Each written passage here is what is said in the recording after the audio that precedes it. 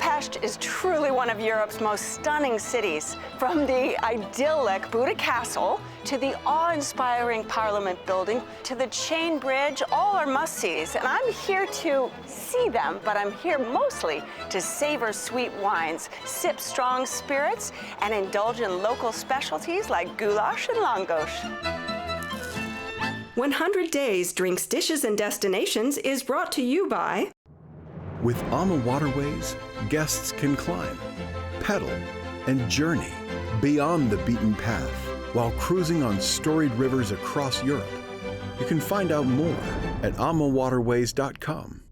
When I picture my dad, Josh, I remember his hands. Strong, they were worn, stained. That was years of hard working as a lumberjack. His commitment, work ethic, values, that's what really inspired me to create Josh Cellars. Otherworldly and down to earth. Visit Napa Valley. Come with me to stamp your passport to delicious. I'm drinks and culinary expert Leslie Sbrocco, and I'm traveling, tasting, sipping, and savoring the world to share my bucket list of palate-pleasing experiences on 100 Days, Drinks, Dishes, and Destinations.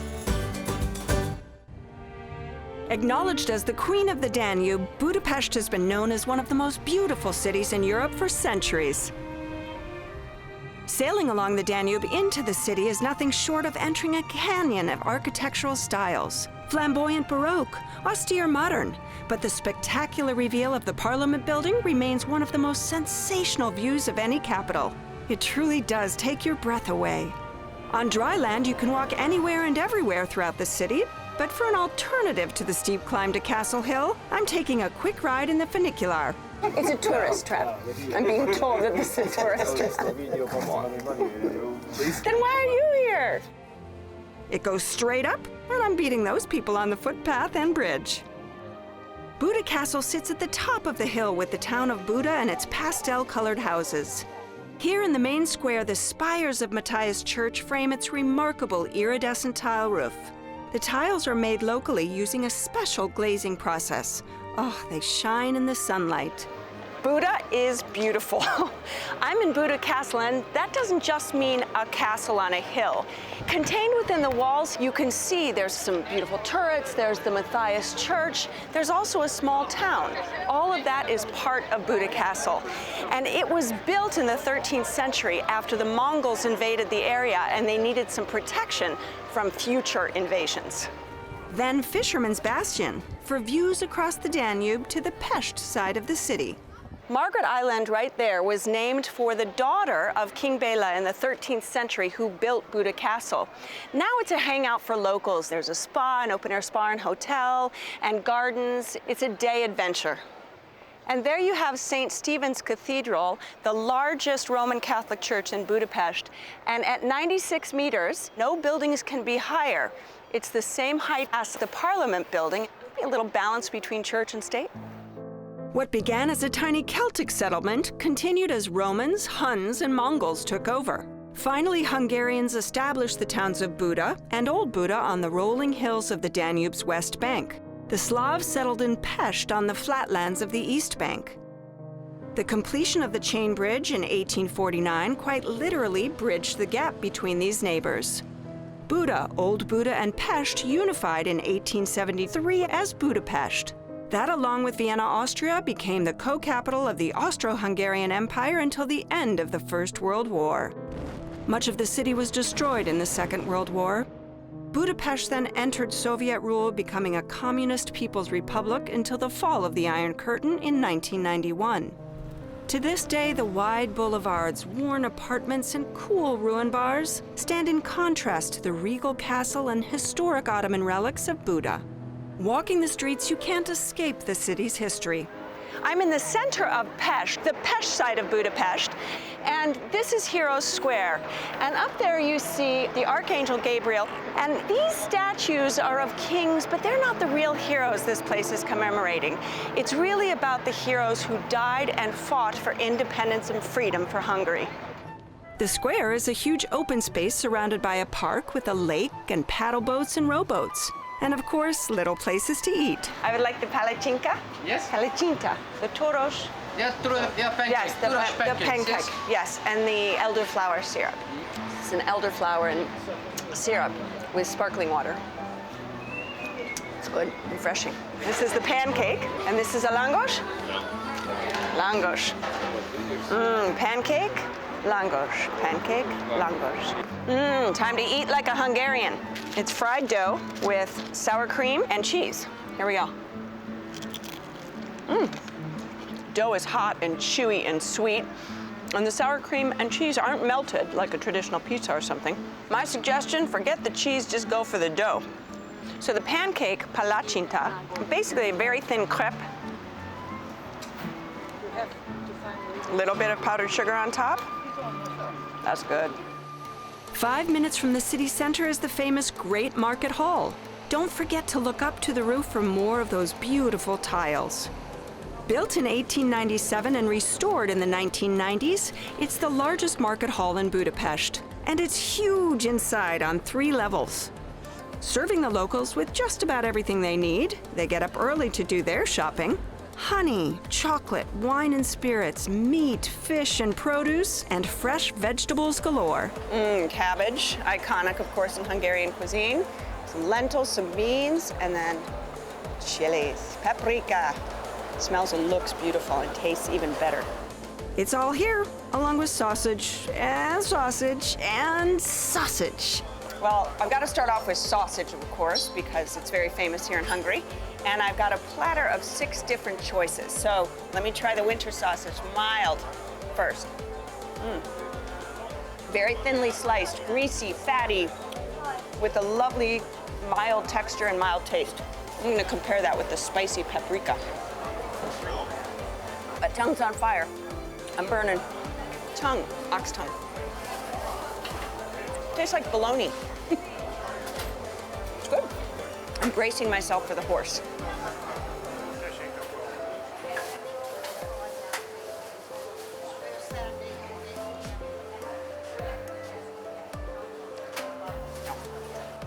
Time for a little crackling. You got pork crackling and duck crackling and goose crackling.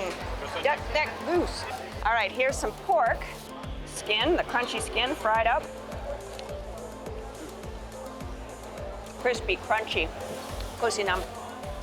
And this one is duck crackling. Well, you got a few feathers here still left. You can tell that that's a duck. I really like the duck crackling. Thinner crust, a little more flavor. People eat this for breakfast here. We're at the pickle lady. Pickles are important. So you've got cauliflower, cucumber, of course, onions, pickled tomatoes, pickled peppers. Kosanam, baby melon.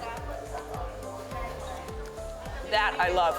Just enough pickle flavor, just enough brining and saltiness, and then the sweet kick of the melon. Going in for the gherkin. Peppery, salty, acidic, and crunchy. Upstairs stalls are selling locally made goods. This is where you'll find souvenirs and tourists. Lots of tourists. It's the middle of the day and it is really, really crowded up here, but I'm pushing my way through the throngs because I want to try the food. I want a taste of Hungary and it's all here. It's hearty, traditional fare. First thing I need before I dig into this is a little pálinka, especially after eating the horse sausage. Pálinka is a traditional brandy made from plums or any available fruit, distilled to a very strong spirit. Am I breathing fire? Okay, so stuffed cabbage roll, traditional dish. So it's beef with rice, stuffed, and rolled in a cabbage leaf. You've got some paprika in there, obviously, a little kick of spice. It's salty. And this is lechu, another traditional dish, a stew of like a spätzle with stewed peppers and of course paprika. The peppers don't have a ratatouille-like texture. They're a little bit more crunchy. And you've got that tiny little noodle softness in there with, again, a kick of paprika. That's good. And goulash, Hungarians would say goulash. Savory chunks of beef cooked with onion and potato and carrots, laced with paprika and gives it that deep red color. It is rich and hearty and filling and ever so salty.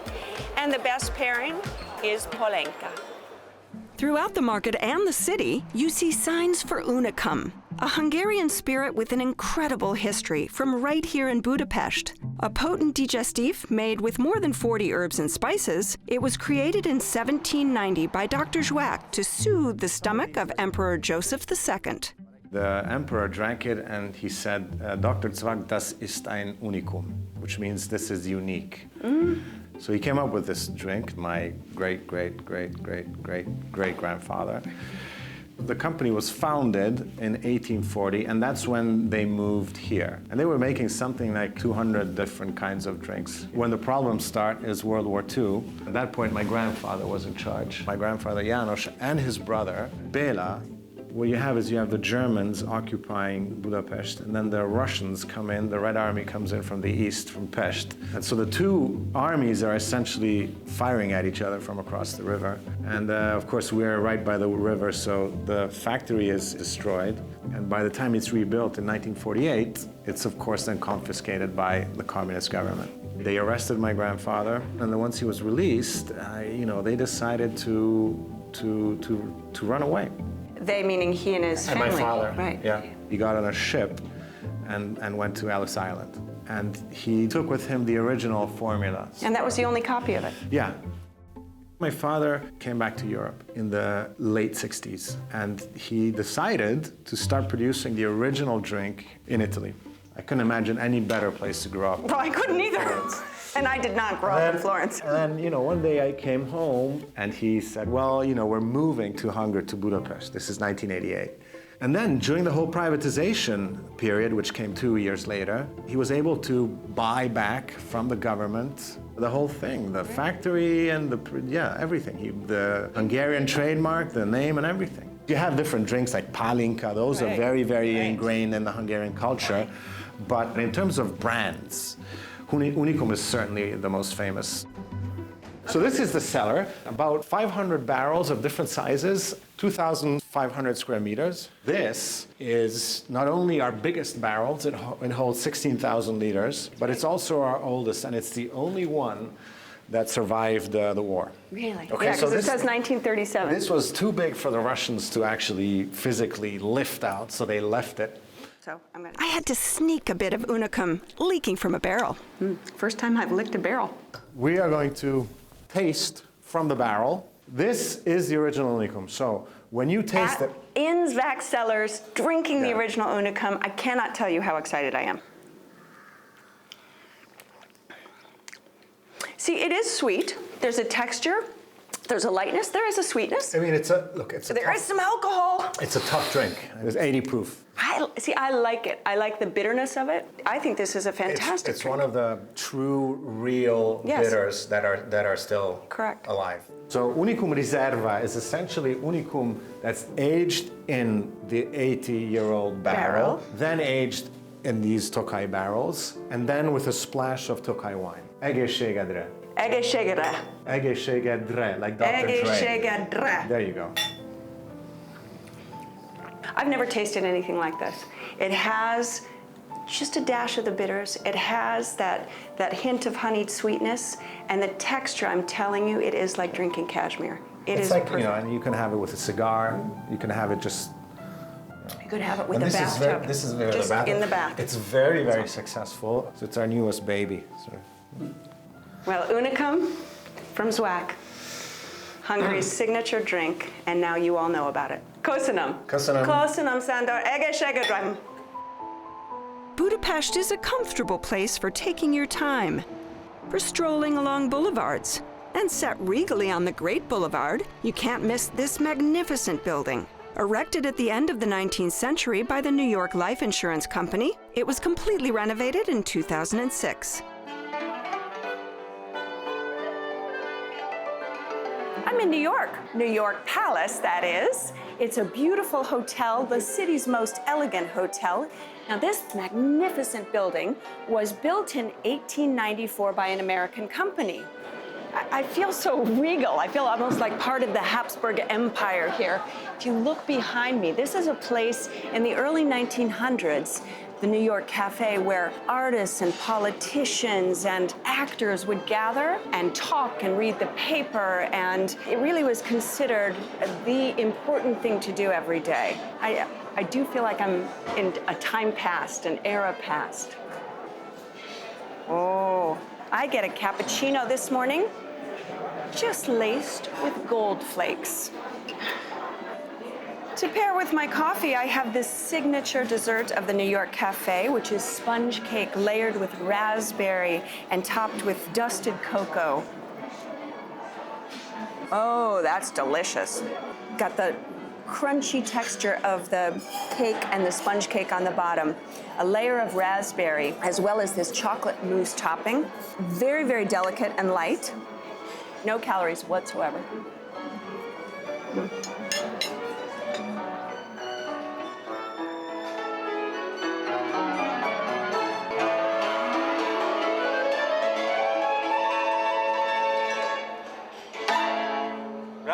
Bravo! Just steps from this cafe is the eclectic, densely populated Jewish quarter. Anchoring the area with a museum and archive stands the Doheny Street Synagogue, the largest synagogue in Budapest and one of the largest in the world. It reminds us of the once thriving Jewish community that suffered so much here. This is not the only synagogue here. This is only the largest one, and that's probably one of the strangest one, because you see, it has two minarets, as if it was a mosque. It was designed by an Austrian Protestant architect, Ludwig Förster. He enjoyed employing the Byzantine elements, the early Islamic elements, and their Jewish stars for decoration, but not 6 points, but 8. So this is also part of the absurd manifestation of Budapest.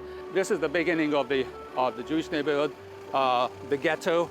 During the Nazism, during the fascism, one of the gates of the ghetto stood here.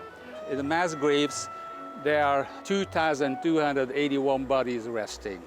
There's a monument, the silver weeping willow tree, and there are names engraved into the silver leaves of the tree. So we are inside of the ghetto now. Actually, hardly any Jews live here.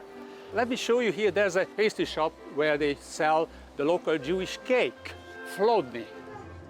The only thing which is not mandatory, the plum jam. The plum jam, but you have poppy seed? The apple, and the walnuts are mandatory. It's just you have to get all of the layers together to make the perfect bite, and that's not easy. There we go. Now that's the perfect bite. I'll be honest, it's not my favorite dessert.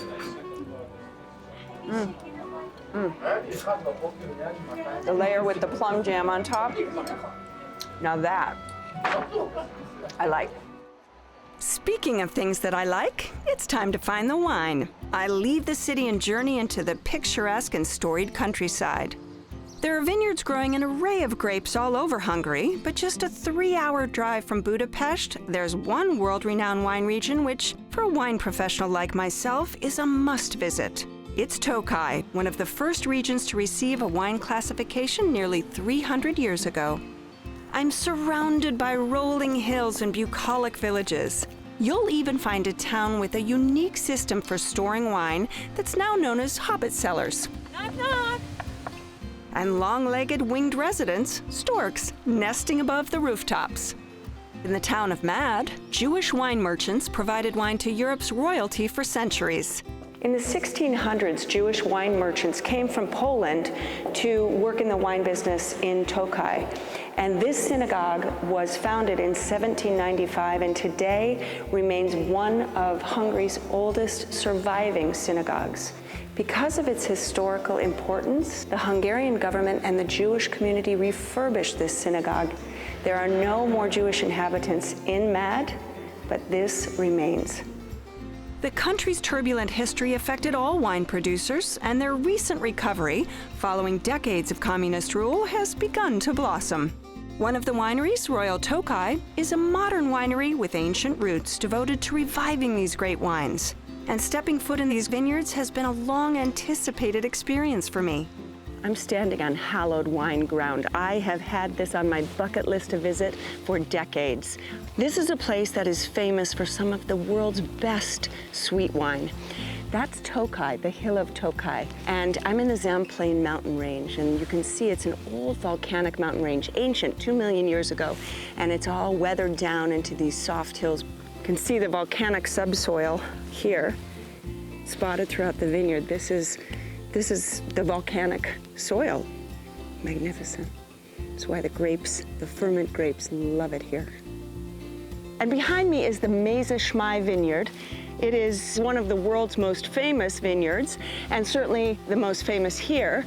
And it is planted primarily to ferment grape variety, which is the signature grape variety of the Tokai region. It can be made in dry to sweet, even sparkling styles. Now to escape these gray skies and visit the winery in the town of Mad. Hello, Zoltan. Hi, Leslie. Good to see you. Good to see you. I'm very excited to be here. The house was built in the second part of the 18th century. It was a Jewish family called Zimmerman. They were the biggest wine merchant family of Mad. They lived here till the Second World War, when the family was destroyed by the Nazis. They was all deported to Auschwitz. And now this very nice and beautiful house is the main building of the company, which was established in 1990. From the house, it's just steps away to the cellar, but a step back centuries in time. This is awesome. How old is this cellar? It was built in the 13th century. How many tunnels are there in here? Oh, there are many tunnels spread over 3 different levels. In total, they count around 1 kilometer. We are going to taste one of our single vineyards from barrel, which is a Saint Tomás 6 Puttonyos from 2017. Puttonyos is a measure of the sweetness of the wine. The higher the number, the sweeter the wine. Here, grapes are referred to as berries. These shriveled berries have been affected by botrytis, or noble rot as we call it. As they shrivel, they lose water, concentrating the sugar. These wrinkled grapes are called azu berries. Oh, it smells like honey, but... Yeah, he already started to have a very nice barrel maturation flavor, and this is 100% furmint. It's always 100% furmint from Saint Tomás. Oh, drinking this is like drinking liquid gold. You have this beautiful honeyed and sort of orange blossom aroma, and then when you sip it, there's this lovely freshness, almost citrus, kind of ping to it. It's sweet, but it's not overly sweet. It's absolutely glorious. God's ambrosia. God's ambrosia. And here we have our Essentia from 2 different vintages, from 2016 and 2017. Essentia is the purest free-run juice of the azu berries. So as the berry clusters are resting on each other, they're just slowly squeezing one another and releasing little drops of juice. Yeah, it's very naturally. It's due to the gravitation. They release their very thick must, which has a very, very high sugar concentration. We need 1,000 kilograms of green azu berries to produce 1 bottle. And each and every grape is picked by hand. In front of us, we have our present and future, this magnificent bottle of magnum of Essentia. It is magnificent. Seeing this in person, I've read about this. This is the world's most expensive bottle of wine. It's a 2008 Essentia. We made very small release of these bottles, 20 of them. The bottle was made in Hungary and it's hand-blown. $40,000. $40,000. Where are the glasses? I need a glass. Yeah. Look at that. That is a treasure. Well, it's time to leave. Back to Budapest for one last evening and a visit to an urban pub. If you're in downtown Budapest, you may hear about a thing called ruined bars or pubs. These are old buildings, there are about 100 of them now, bombed out from World War II that were never repaired, or old factories. This, in fact, was an old meat factory. And they were turned in about early 2000 into places where students could gather and eat and drink cheaply. And now there's so many of them to explore. I'm gonna go hang out with some friends and live like a local.